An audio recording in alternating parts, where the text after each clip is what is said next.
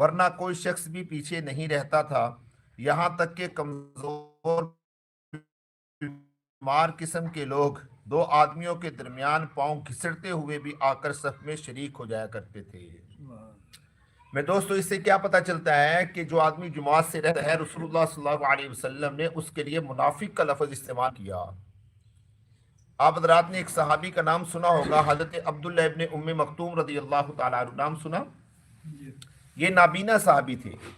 ایک مرتبہ یہ رسول اللہ صلی اللہ علیہ وسلم کے پاس آئے اور آ کر عرض کیا، یا رسول اللہ صلی اللہ علیہ وسلم، میں نابینا ہوں، کیا مجھے اپنے گھر میں نماز پڑھنے کی اجازت ہے؟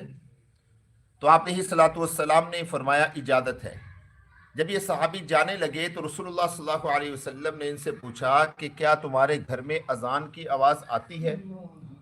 تو انہوں نے کہا جی ہاں یا رسول اللہ، میرے گھر میں اذان کی آواز آتی ہے۔ آپ علیہ الصلوۃ والسلام نے فرمایا کہ اگر تمہارے گھر میں اذان کی آواز آتی ہے تو تم پر جماعت کے ساتھ نماز پڑھنا ضروری ہے۔ اب یہ نابینا صحابی